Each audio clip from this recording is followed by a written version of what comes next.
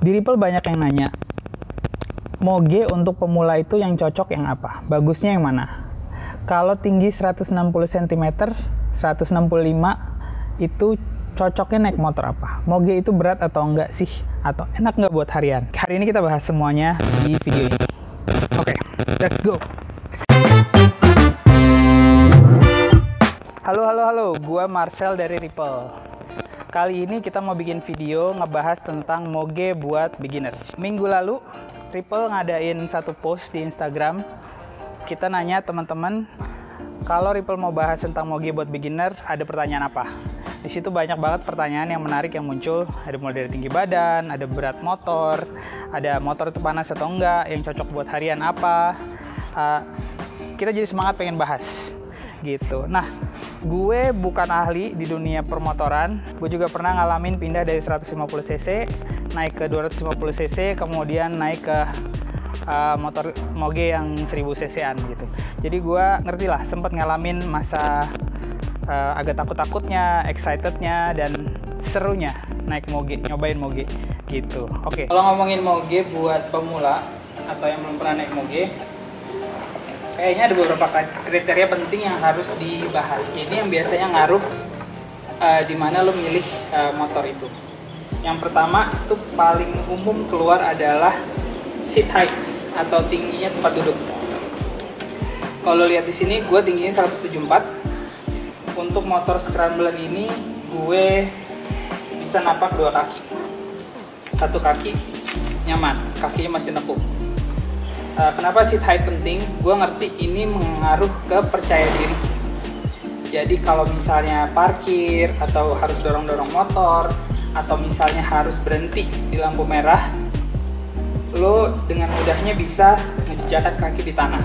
Satu kaki jinjit pun sebenarnya udah cukup, karena motor itu kalau di posisi yang lagi tegak itu sebenarnya nggak berat sama sekali gitu. Tapi gue ngerti untuk awal-awal, untuk menambah percaya diri, sebaiknya cari motor yang seat height-nya nggak terlalu tinggi.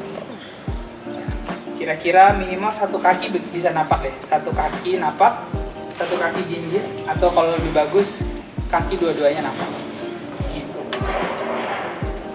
Yang kedua, berat motor. Ini ngaruh sama handling.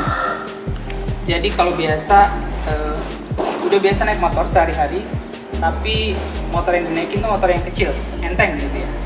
Kalau moge itu kan bebannya di atas 100 kilo lah, gitu, hampir 200 kilo biasanya. Nah, itu ngaruh ke kelincahan kalian di jalan. Mau nyelip-nyelip atau mau bermanuver, pasti ngaruh. Sebaiknya kalau buat awal-awal cari moge yang tidak terlalu berat, gitu ya, tidak terlalu berat, tidak terlalu tinggi. Itu untuk menambah kepercayaan diri dan kemudian menambah untuk mempermudah handling.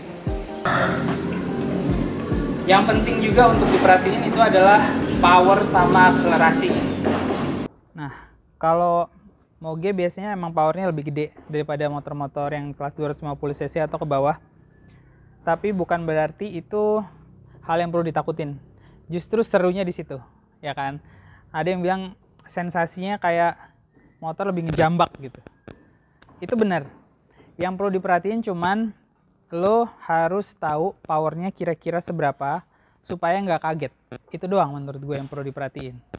Gitu. Kalau kita udah tahu motor ini kira-kira powernya segini, jadi kita lebih nyaman gitu. Nggak tiba-tiba muter gas sedikit langsung wheelie gitu kan. Kalau wheelie yang nggak disengaja itu biasanya kaget dan bahaya gitu. Kalau motor ini yang gue contohin, ini riding positionnya netral. Jadi punggung tegak, kemudian nggak terlalu dekat begini, nggak terlalu jauh juga. Ini posisi yang netral dan paling mudah untuk mengendalikan motor gitu. Kalau motor sport kan stangnya di sini bongkok, atau motor cruiser yang stangnya di atas gitu. Kalau motor naked di bawah sini masih posisi agak netral, cuman agak lebih agresif.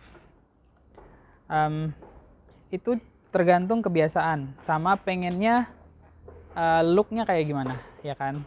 Kalau emang cuman pengen cari nyaman, tentu yang dicari adalah yang posisinya netral. Riding positionnya netral seperti ini.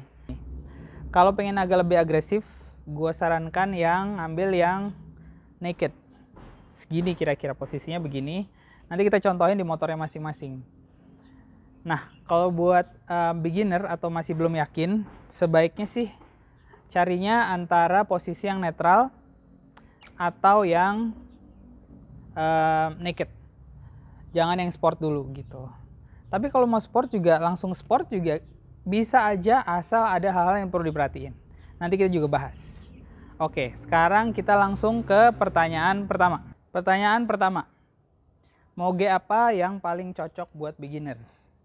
Dari koleksi-koleksinya Ripple, kita ngumpulin, udah milihin motor-motor ini buat kalian. Yang pertama, tentu saja yang paling banyak ditanya itu 4 silinder. 4 silinder kita merasa paling cocok itu CB650F. Yang pertama, dia seatnya nggak terlalu tinggi. Terus kemudian powernya juga masih bisa diatur, maksudnya nggak terlalu nyeremin. Yang ketiga, dia posisi handlingnya netral dan dia nggak terlalu panas. Oke, selanjutnya masih di kelas 650 cc, tapi 2 silinder. Kita ada dari Kawasaki IR6N versi nakednya. Kemudian dengan mesin yang sama tapi rangka yang berbeda, kita ada Kawasaki Vulcan, sama-sama 650 cc.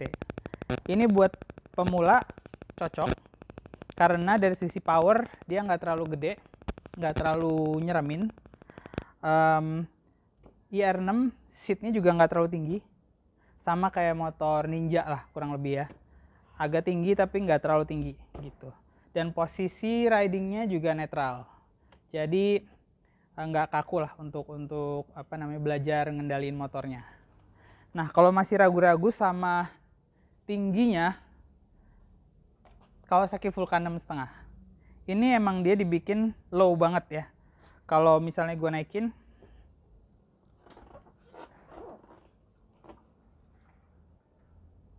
rendah banget emang gitu.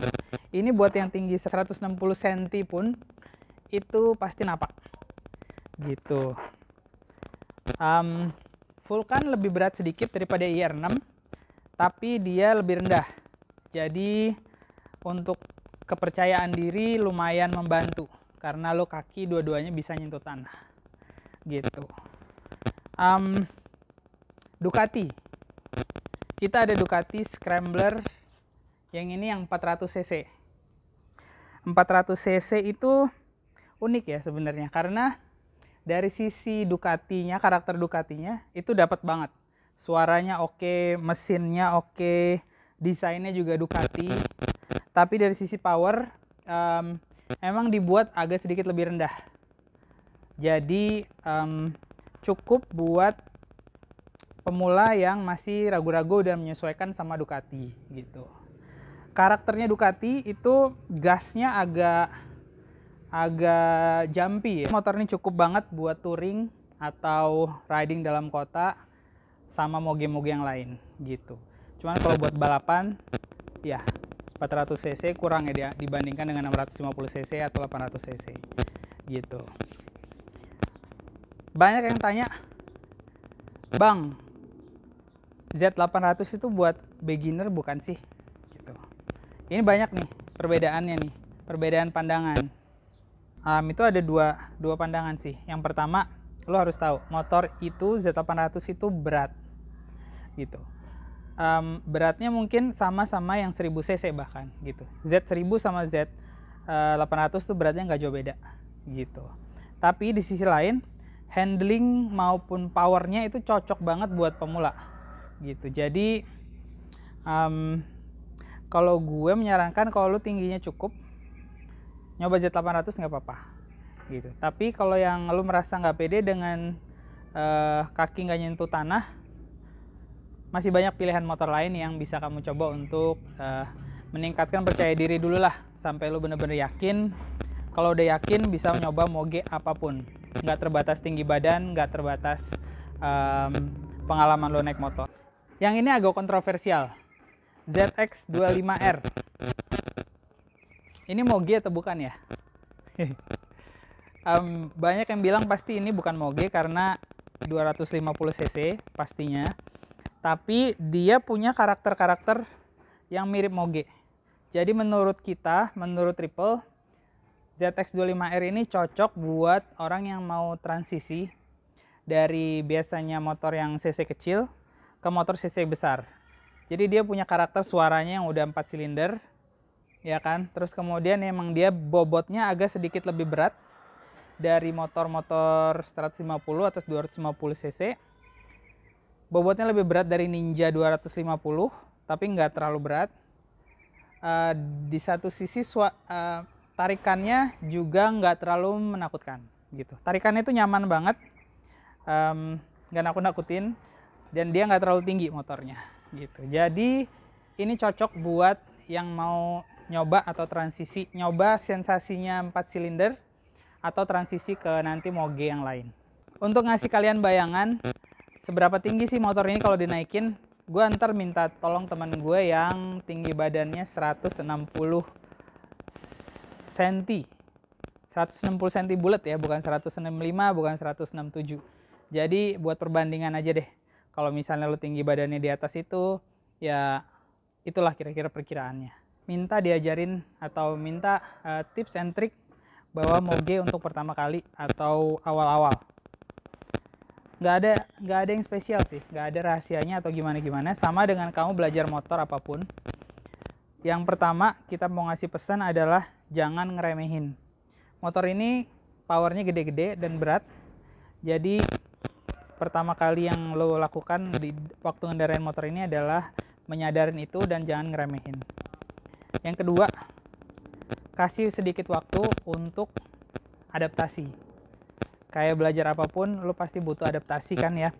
Terutama untuk ini yang menyangkut sama kenyamanan dan keselamatan lo sendiri. Kasihlah berapa menit, 15-20 menit pertama itu untuk jalan pelan aja, menyesuaikan diri sama handling, nyoba powernya, nyoba remnya, seberapa jauh dia berhenti, seberapa responsif dia ngerem, dan seberapa responsif gasnya. Terus coba untuk berhenti, kemudian cari pijakan. Berasa nggak beratnya? Gitu. Kemudian apakah itu jadi masalah? Apakah itu nyaman? Nah kalau lo udah nyaman, baru deh terserah mau bawanya gimana. Cuman tetap jaga keamanan dan keselamatan ya, sama perhatiin rambu-rambu. Banyak juga yang nanya, panas atau enggak ya? Jawabannya udah pasti panas.